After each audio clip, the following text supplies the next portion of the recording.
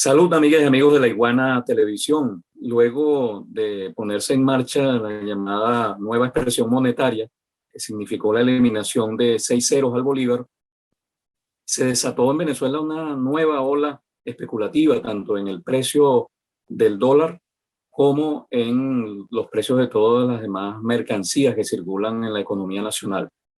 Para hablar acerca de esta situación, tenemos con nosotros hoy al economista Luis Enrique Gabasud. Él es también articulista de varios medios y autor del libro La economía venezolana desde un enfoque inductivo. Y quería comenzar, Luis Enrique, preguntándote si hay alguna racionalidad económica en que esta nueva expresión monetaria haya derivado en una ola especulativa de esta naturaleza.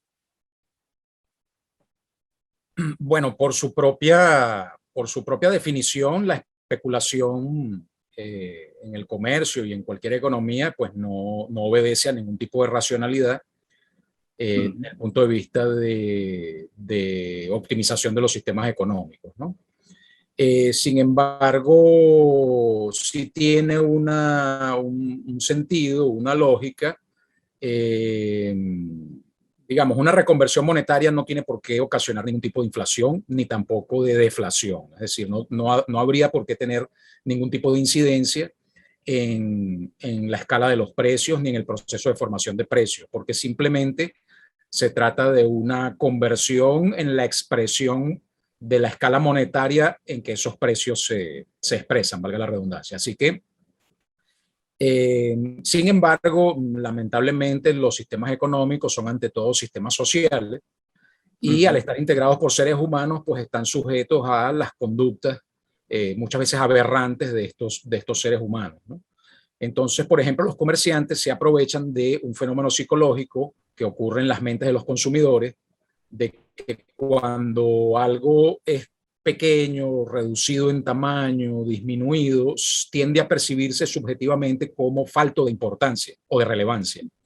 Y lógicamente, cuando tú tenías un precio que te decía que valía 20 millones de bolívares, cualquier bien o servicio, y ahora te dicen que vale 20 bolívares, a lo mejor que te digan que vale 25 bolívares o 30 bolívares, a ti no te parece mucho porque ahora de 20 a 25 te parece algo irrelevante, insignificante, sin importancia, aun cuando es exactamente aumentarte 5 millones de bolívares o 10 millones de bolívares de los anteriores.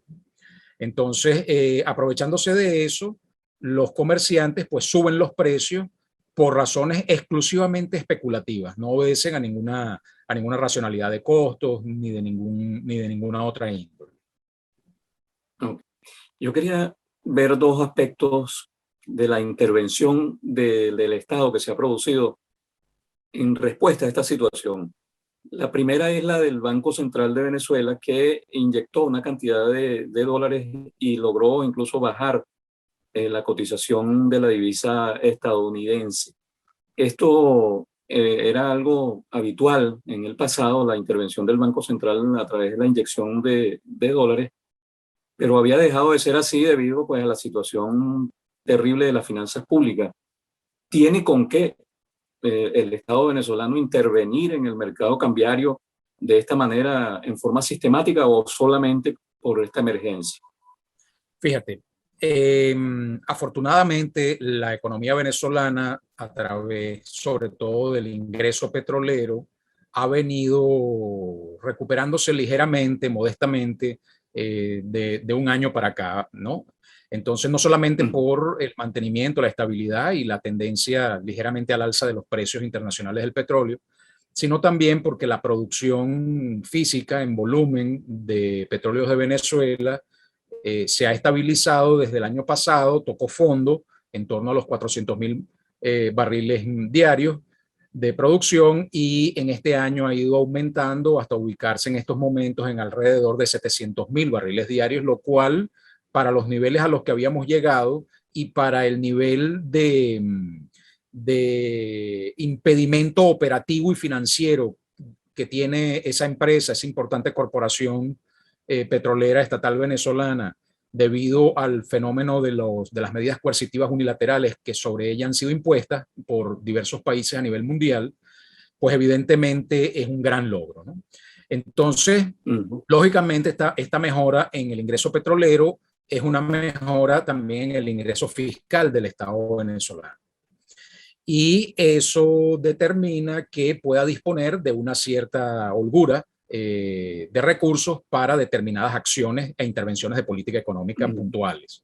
En este caso, el Banco Central de Venezuela, desde mi punto de vista, ha adoptado una intervención en el mercado cambiario muy acertada y muy oportuna, como corresponde a cualquier autoridad monetaria, a cualquier banco central en cualquier economía del mundo, tanto de corte de derecha como de corte de izquierda.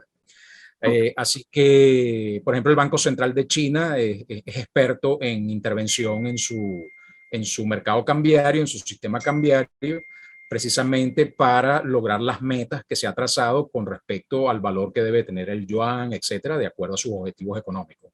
En este caso, hay otra gran ventaja que tenemos, Clodovaldo, que la economía venezolana, al haberse reducido tanto de tamaño y el mercado cambiario, al haberse también reducido tanto de tamaño, una intervención en términos absolutos pequeña, relativamente muy pequeña, $50 millones a nivel del año 2013-2012 en Venezuela, era como decir algo para tomar café, ¿no? Es decir, una cosa totalmente irrisoria, ¿no? Para nuestros niveles históricos de la economía. Sin embargo, para el tamaño actual de la economía, $50 millones es una cantidad más que suficiente para mantener estable el tipo de cambio, como en efecto se demostró que efectivamente bajó de 5.000 bolívares, que ya lo querían tener, de 5.000 bolívares a 4.000 bolívares. Ahora, fíjate, hubo otra intervención también del Estado como autoridad en la economía, que fue la reaparición del SUNDE, ¿no? El organismo encargado de vigilar y sancionar las alzas de precios, que el SUNDE venía prácticamente como un estado de animación suspendida, por decir algo, ¿no? Y se reactivó en estos días y apareció de nuevo en escena, aplicando algunas sanciones, etc. Esto quizás pueda significar que se va a producir una mayor supervisión sobre el tema de los precios, que es uno de los reclamos que hace más la población venezolana, o también habrá sido un fenómeno de contención de este capítulo específico. Bueno, fíjate, Clodovaldo, quizás parte y parte, ¿no? Pero el tema con el control de precios o con la supervisión y vigilancia para impedir la especulación, sobre todo a nivel del comercio, del sector comercio en la economía venezolana, es un tema sumamente complejo y difícil de llevar a la práctica. Porque lamentablemente quien le efectuaba o le hacía el contrapeso verdadero a la especulación comercial en Venezuela era el propio Estado a través de su propio ingreso fiscal en divisas, que le permitía hacer importaciones de bienes de consumo final, producto terminado, y también de bienes intermedios para empresas estatales de producción manufacturera, incluso en el sector primario, etcétera, que tenemos acá en el país. Al el Estado quedarse sin ese músculo financiero, pues evidentemente no tiene manera de contrapesar. Por ejemplo, fíjate el caso, ¿por qué las tarifas de servicio telefónico, a pesar de que han venido subiendo, sin embargo, no se dispararon tanto históricamente como se dispararon otros precios de bienes y servicios en la economía venezolana? Porque las grandes corporaciones privadas que operan en el país tienen como contrapeso una gran corporación estatal que le hace la competencia y permite contrapesar las subidas de precios de estas corporaciones. En el caso del comercio, el Estado venezolano contaba con cadenas propias de comercialización como Mercal, Pedeval, Mercalitos, etcétera, muy nutridas, que en el momento en que el Estado tenía buenos recursos, esas cadenas le hacían el contrapeso a la empresa privada. Por ejemplo, si Pollos del Corral quería subir el precio del pollo a niveles exorbitantes, no podía porque el gobierno venezolano bolivariano traía pollos bien baratos importados de Brasil, pagados con el ingreso fiscal petrolero, y colocaba esos pollos brasileros muy baratos en sus cadenas de Mercal, Pedeval, etc. Entonces Pollos del Corral tenía un competidor muy fuerte que era el Estado.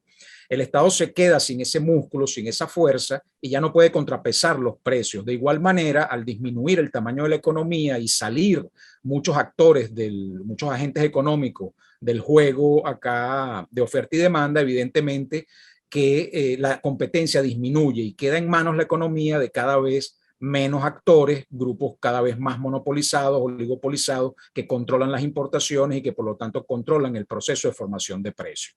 Entonces, si la SUNDE se pone muy estricta de cerrar comercios, etcétera, que están controlados por estos grupos pues simplemente retiran sus mercancías de los anaqueles, retiran sus divisas para hacer importaciones, y como no hay esos niveles de abastecimiento que podían obtenerse en épocas anteriores, eso afecta muchísimo desde el punto de vista de la calidad de vida al ciudadano venezolano. Entonces es como un equilibrio de, bueno, colocado en una balanza, abastecimiento versus elevación de precios. Entonces, el Estado ha optado por necesariamente lograr la mayor cantidad de abastecimiento posible. Sin embargo, gracias al dinamismo económico que estamos observando, comercial, más recientemente del año pasado para acá, la entrada en la economía de nuevos competidores hace que la SUNDE pueda intervenir de una manera más efectiva, porque, digamos, si afecta a algún comerciante que se pone bravo y cierra su negocio y desabastece, bueno, pues hay alternativas en el mercado competitivas que van a suplir a ese actor económico y lo van a sustituir. Entonces, en la medida en que eso ocurra desde el punto de vista estructural en la economía, en el sector comercio venezolano, pues en esa medida la SUNDE podrá tener más posibilidad de acción en la ejecución de su política de control. Okay. El gobierno ha señalado al promocionar esta nueva expresión monetaria que estamos rumbo al bolívar digital, ¿no? Pero esto es como difícil de comprender para los que no tienen una formación en el campo de la economía. ¿Cómo lo ves tú? El bolívar digital es un nombre, desde mi punto de vista en este momento y hasta ahora, lo que entiendo es que es el nuevo nombre que tiene la moneda en la nueva escala, la nueva reconversión monetaria que se ha hecho. Inicialmente era el bolívar, luego se hizo la reconversión de 2008 y pasó a ser bolívar fuerte para diferenciarlo del bolívar anterior. Luego vino la reconversión de 2018 y allí se denominó bolívar soberano para diferenciarlo entonces del bolívar fuerte. Y ahora con esta reconversión de 2021 se denomina bolívar digital para diferenciarlo de bolívar soberano. Para mí es una cuestión simplemente del nombre, que es necesario cambiarlo para poderlo diferenciar. Sin embargo, es un nombre muy, muy acertado simbólicamente y muy a tono con los tiempos y con la forma como ha evolucionado la economía venezolana. Producto de la misma crisis, la economía venezolana se ha visto obligada a tener unos niveles de bancarización, de digitalización de las transacciones financieras y económicas, de los medios de pago electrónico, muchísimo más alta que el promedio de América Latina y el Caribe, incluso que el promedio mundial. Entonces, Venezuela se ubica a la vanguardia entre los primeros puestos de países con altos índices per cápita de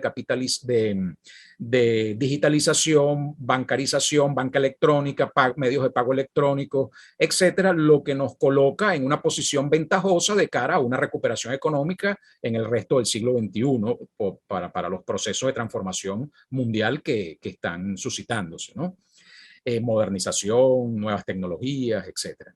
Entonces, claro, llegar a un 100% de digitalización es imposible. De hecho, todas las monedas del mundo, todas las monedas fiduciarias y fiat son monedas digitales en la mayor medida, porque lo que es la base monetaria como tal, el dinero efectivo, tangible, físico, en monedas y billetes, es una fracción ínfima del circulante total de dinero en la economía, el cual se va creando, se va formando mediante el proceso de multiplicación secundaria a través del crédito bancario, tanto de la banca pública como de la banca privada. Entonces, eso es un dinero, la mayoría de los dineros figuran en un registro contable, en un asiento, en una base de datos, en una computadora, en un banco, pero no existe un correlato físico de eso, ¿no? Tangible. Entonces, en ese sentido, la inmensa mayoría de las monedas, la inmensa mayoría del dinero a nivel mundial es virtual, es digital, ¿no? Ahora, entender que el bolívar digital es algo así como un petro o una criptomoneda, etcétera, es incorrecto. No es un activo, no es un criptoactivo, no es en ese sentido que es digital. Es digital porque, bueno, Venezuela tiene un alto nivel de digitalización, así como el Bolívar fuerte se llamó fuerte en su momento porque la economía venezolana era muy fuerte en ese momento, el año 2008, y el presidente Chávez, que era un hombre muy simbólico, tenía la costumbre de reflejar con palabras, con símbolos, el sino de los tiempos que se vivían, pues era muy indicado que el bolívar nuestro fuese nuestra moneda muy fuerte porque teníamos una economía sólida, fuerte. En este momento es muy acertado que se llame bolívar digital porque nuestra economía está muy digitalizada en términos de medios de pago electrónico y de transacciones bancarias y financieras digitales. Justamente eso me lleva a la última pregunta que tenía previsto hacerte, que es relacionada con el petro. El petro ha generado muchas expectativas a lo largo de los años en el país, pero no termina de concretarse su papel dentro de la economía venezolana. Bajo esta nueva modalidad, bajo esta nueva escala monetaria, puede que el petro, digamos, adquiera realmente ese rol que se espera que tenga. Mira, el petro ha venido paulatinamente posicionándose en el mercado de opciones de inversión digital, criptoactivo en Venezuela. Pero lamentablemente su rango de usabilidad está restringido únicamente al mercado venezolano porque sobre el petro pesa una orden ejecutiva que emitió el presidente Trump específicamente en contra del petro, amenazando con persecución penal a cualquier exchange, cualquier inversionista, cualquier empresa o ciudadano, persona natural o jurídica norteamericana o relacionada con personas naturales o jurídicas norteamericanas que de cualquier manera concebible pudiesen tener operatividad, transacciones con petros, es decir, comprar, vender petros, invertir en petros, etc. Eso está totalmente prohibido, perseguido por Washington y por todos los aliados de Washington a nivel mundial. Así que es prácticamente imposible que el petro se comercialice en mercados más ampliados, excepto en el mercado venezolano, donde sorprendentemente, incluso para mí, ha sido sorprendente que en apenas un par de años, 2, 3 años, el petro haya saltado de un valor de aproximadamente 10, 15 bolívares por petro, que es, perdón, 10, 15 dólares por petro que se pagaba en el mercado secundario, ahora está llegando a su nivel nominal, su nivel de referencia de 60 dólares por petro, está cercano a ese valor. Y esto solamente con la usabilidad a nivel del mercado venezolano. Imagínate, Clodovaldo, si esa restricción, esa orden ejecutiva se eliminara y el petro pudiese proyectarse a nivel del mercado global, lo que no se pudiera disparar el petro en capitalización de mercado y en captación de beneficios financieros para la economía venezolana. Bueno, le doy las gracias a Luis Enrique Gabasud, economista, articulista, autor del libro La economía venezolana desde un enfoque inductivo, por habernos dado luces aquí acerca de esta situación que explotó en el país luego de la nueva expresión monetaria, una ola especulativa, una nueva ola especulativa dentro de tantas olas especulativas que hemos tenido en los últimos años en el país. También le doy las gracias a Emilio Laperuta por la asistencia en la parte técnica. Y a ustedes, amigas y amigos de La Iguana Televisión, les recuerdo que pueden suscribirse a nuestro canal YouTube, que tiene 168,000 seguidores. Y si activan la campanita van a tener los anuncios de estas entrevistas y de todos los demás programas de La Iguana Televisión, incluyendo el de nuestro director Miguel Ángel Pérez Pirela, desde donde sea que se transmite de martes a jueves a las 7 de la noche, hora de Venezuela. Será entonces hasta la próxima vez.